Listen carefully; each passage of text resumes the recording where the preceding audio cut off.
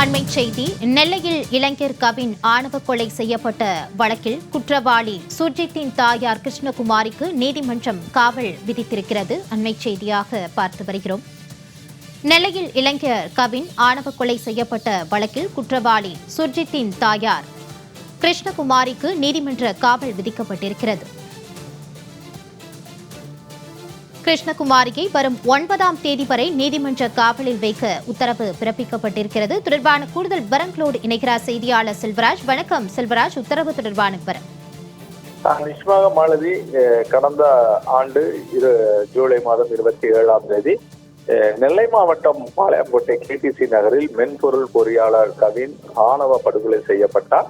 இந்த வழக்கு என்பது திருநெல்வேலி மாவட்ட CBCID அலுவலகத்தில் நடைபெற்று வந்தது. இந்த வழக்கு தொடர்பாக ஏற்கனவே கவினின் காதலியான சுபாஷினியுடைய சகோதரர் சுர்ஜித், அவரது தந்தை உதவி ஆய்வாளர் சரவணன் மற்றும் அவரது உறவினர் ஜெயபால் ஆகிய 3 பேரையும் CBCID போலீசார் ஏற்கனவே கைது செய்து அவர்கள் சிறையில் உள்ளார்கள்.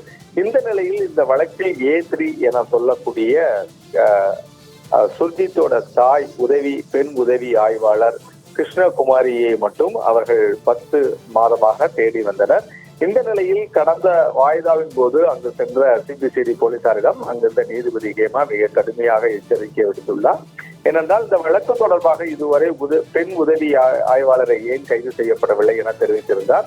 இந்த நிலையில் இன்று CBCID போலீசார் இன்று காலை 9 மணிக்கு அவரை கைது செய்து 3 மணி நேரமாக CBCID அலுவலகத்தில் வச்சு தீவிர விசாரணை மேற்கொண்டனர். இந்த கொலைக்கான காரணம் என்ன தொடர்பான முழு விவரங்களையும் முழுமையாக வீடியோ பதிவு செய்தனர். இதனைத் தொடர்ந்து அவர் நேரடியாக உடல் பரிசோதனைக்காக திருநெல்வேலி அரசு மருத்துவக் கல்லூரி மருத்துவமனைக்கு அவர் கொண்டு செல்லப்பட்டு அவர் உடல் முழுவதும் அவர் பரிசோதனை செய்யப்பட்டது. அதன் பிறகு அவர் திருநெல்வேலி மாவட்ட வன்கொடுமை தடுப்பு சட்டத்தில் உள்ள நீதிமன்றத்தில் அவர் ஆஜர்படுத்தப்பட்டார்.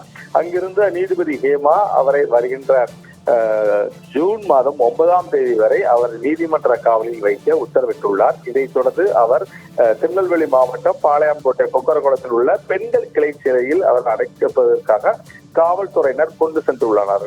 மாலதி, வழக்கு தொடர்பான கூடுதல் விவரங்களோடு இணைந்தமைக்கு நன்றி செல்வராஜ்.